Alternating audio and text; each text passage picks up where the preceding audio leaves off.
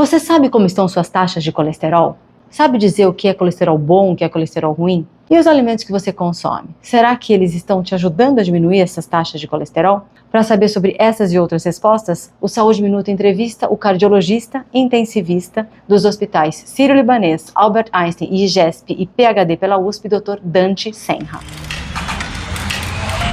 Doutor, existem 3 tipos de colesterol.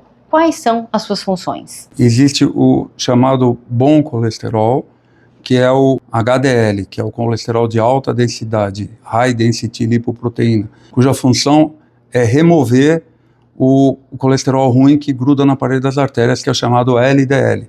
E existe o VLDL, Very Low Density Lipoproteína, cuja função é fazer o transporte de todos eles. Quais são os índices ideais de colesterol, doutor? Eu escuto muito essa pergunta no consultório, sempre. E aí a resposta é uma pergunta, de quem estamos falando? Né? Porque o valor de referência é um desserviço para a população. Porque hoje o American College e a Sociedade Brasileira de Cardiologia em consenso já determinaram que o colesterol normal depende dos fatores de risco que você tem para ter doenças de coração. Entendeu? Então, o colesterol que é bom para uma pessoa é inaceitável para outra. Por isso que a referência é só uma referência, mas é de bom tom você conversar com o seu médico para saber qual é o valor adequado. O que é colesterol total? É a soma do bom, do ruim e do que faz o transporte, é a soma dos 3 tipos de colesterol. Ele tem pouca expressão, porque às vezes ele está alto às custas do colesterol bom. Então, por isso foi dividido didaticamente, né, que dá muito mais informação para o cardiologista. Quem tem taxas altas de colesterol sente algum mal-estar ou o colesterol é silencioso? Absolutamente. O colesterol é um distúrbio metabólico que leva a uma doença que é a obstrução das artérias, mas ele per si não dá sintoma, não causa nada. Ele é imperceptível quando se fala de sintoma. Doutor, qual a diferença entre triglicérides e colesterol? São gorduras, né? A origem é diferente. O colesterol, em torno de 70% é de produção endógena, é no fígado, né? E 30% de alimentação. O triglicéride é o contrário, é 70% a 80%, a origem é a alimentação, basicamente metabolismo de carboidrato. Então quem tem triglicéride elevado tem que reduzir a ingestão de carboidrato, massa, pão, bebida alcoólica, frutas. As pessoas acham que comer muita fruta é saudável, pode ser, se você tiver a sua glicemia boa e o seu triglicéride bom. E a genética, doutor, ela influencia na produção do colesterol? Sim, a genética tem um peso na formação do colesterol, mas você pode modular isso com o seu comportamento, sabendo inclusive que você tem uma incidência familiar importante, você deve controlar melhor o seu colesterol, ter mais atenção a ele. A gente diz que a genética é tendência, não é destino.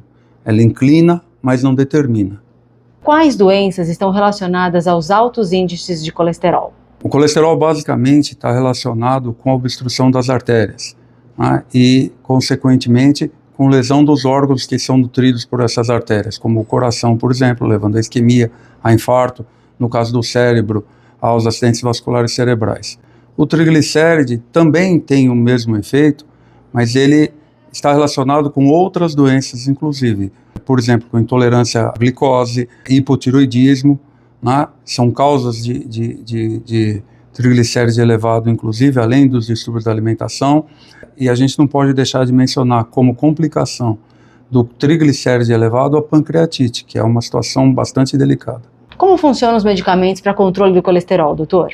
Então, hoje, os medicamentos são bastante eficientes, com pouco ou nenhum efeito colateral, e quando tem algum efeito colateral, existe um arsenal enorme à disposição do médico que ele pode trocar, portanto, não existe justificativa para você conviver com o seu colesterol alto, porque existem medicamentos que bloqueiam a formação do colesterol, existem medicamentos que aumentam a excreção do colesterol pela urina e pelas fezes, que a gente nem percebe, e existem medicamentos que fazem as duas coisas num comprimido só, de maneira bastante confortável. Quem fuma produz mais colesterol? Existe, assim, uma relação entre o tabagismo e o aumento do colesterol. A nicotina produz a liberação de adrenalina, e essa adrenalina aumentada, além de produzir constrição das artérias, depósito do já existente colesterol nas artérias, aumenta a produção de gordura pelo fígado. O estresse ajuda na produção do colesterol? Ele aumenta a produção do colesterol ruim, hoje a gente sabe disso indiscutivelmente, porque o estresse produz a liberação do hormônio do estresse, que é o cortisol. O cortisol aumenta a glicemia, consequentemente aumenta a formação de triglicérides, e além disso o fígado interpreta isso como uma situação de estresse, e aí precisa produzir mais energia, produz mais gordura, joga mais gordura na corrente circulatória. Os índices aumentam na menopausa, doutor? Na menopausa, que as mulheres atingem a menopausa em média aos 50 anos, as mulheres perdem um aliado importante que é o estrogênio. E o estrogênio, além de ser um vasodilatador, de dilatar as artérias, ele também reduz os níveis do colesterol ruim e aumenta os níveis do colesterol bom. Quando as mulheres entram na menopausa, perdem esse aliado importante, e tem um aumento do colesterol, diminuição do diâmetro das artérias. Então, a mulher tem data para infartar. Ela aumenta a incidência muito mais do que os homens no período pós-menopausa, de doenças do coração.